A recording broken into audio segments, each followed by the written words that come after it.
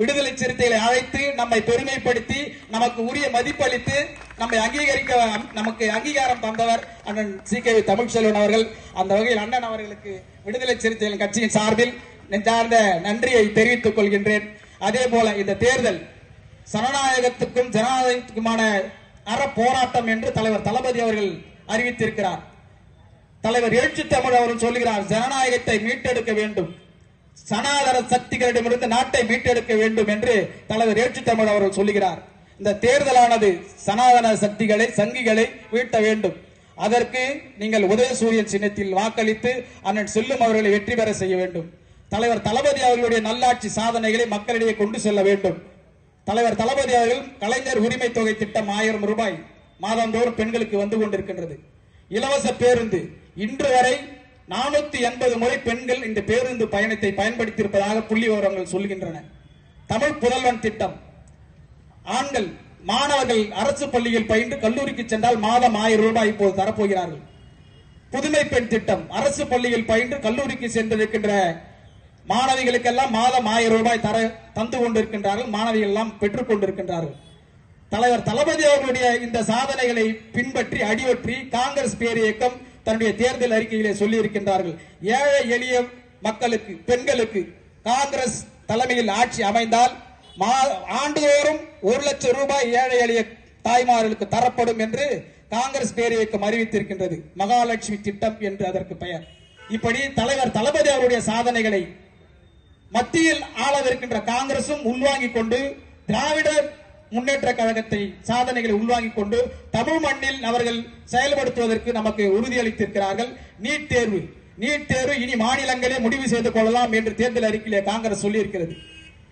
அதே போல பல நல்ல திட்டங்களை அறிவித்திருக்கிறது காங்கிரஸ். ஒரு மிகப்பெரிய புரட்சிகரமான திட்டம் SSC staff selection commission, union public service commission போன்ற மத்திய அரசு தேர்வுகளில் வெற்றி பெற்றால் பெண்களுக்கு, குறிப்பாக பெண்களுக்கு 50% இடஒதுக்கீடு வழங்கப்படும் என்று காங்கிரஸ் தேர்தல் அறிக்கையிலே சொல்லி இருக்கிறார்கள். இது மிகப்பெரிய புரட்சிகரமான திட்டம். இதெல்லாம் நடைபெற வேண்டும். மோடி சொன்னார் ஆண்டுக்கு 2 கோடி வேலை வாய்ப்புகள் தருவேன் என்று. 10 ஆண்டுகள் ஆண்டு விட்டார். 20 கோடி வேலை வாய்ப்புகளை தந்திருக்க வேண்டும். ஒருவரும் வேலைக்கு செல்லாமல் வேலையில்லா திண்டாட்டம் இந்தியாவிலே தலைவரித்து ஆடிக்கொண்டிருக்கின்றது. இந்தியாவில் தலை விழித்து ஆடிக்கொண்டிருக்கிற வேலையில்லா திண்டாட்டம். இளைஞர்கள் எல்லாம் வேலை வாய்ப்பின்மையால் தவித்துக் கொண்டிருக்கின்றார்கள்.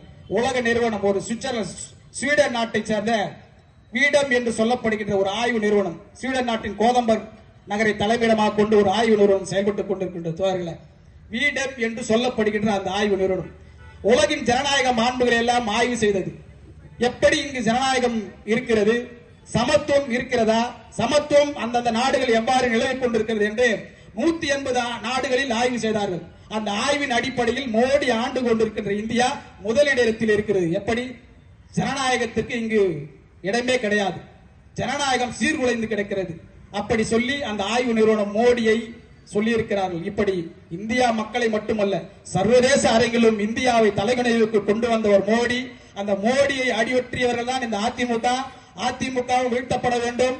எனவே நீங்கள் சிந்தித்து செயல்பட வேண்டும். இப்படி தொடர்ச்சியான ஒரு வேலையை மோடி கும்பல் செய்து வருகிறது. தலைவர் எழுச்சி தமிழ் அவர்கள் சொல்கிறார், விடுதலை சிறுத்தைகள் 2 தொகுதியில் போட்டியிடவில்லை, 40 தொகுதியில் போட்டியிடுகிறது என்று சொன்னார். அதைத்தான் தலைவர் ஸ்டாலின் அவர்கள் சொன்னார். ஸ்டாலின் தான் 40 தொகுதியில் நிற்கிறேன் என்று நீங்கள் எல்லாம் பணியாற்ற வேண்டும் என்று சொன்னார். அண்ணன் உதயநிதி அவர்கள் தலைவர் தொகுதியிலே தேர்தல் பரப்புரைக்கு வந்த போது என்னுடைய அரசியல் வழிகாட்டி அண்ணன் திருமா என்று பேசினார். உளம் பூரித்து போனோம், மிக மகிழ்ச்சி அடைந்தோம். அப்படி தலைவர் இல்லாத போதே அங்க தேர்தல் பரப்புரையை நடத்தினார். தலைவர் புதுதில்லியிலே ஆர்ப்பாட்டத்தில் நீங்க போங்கன்னா நான் உங்களுக்காக வாக்கு சேகரிக்கிறேன் என்று அண்ணன் உதயநிதி அவர்கள் சொன்னார். நடிகர் கமலஹாசன் அவர்கள் சொல்றார், அவர் தலைவர் தொகுதியில பேசும்போது சொல்றார், என்னங்க ஒரு தொகுதி கூட வாங்காம இப்படி தியாகம் பண்ணிட்டீங்களே அப்படின்ட்டு. இது தியாகம் அல்ல, வியூகம் என்று நடிகர் கமல்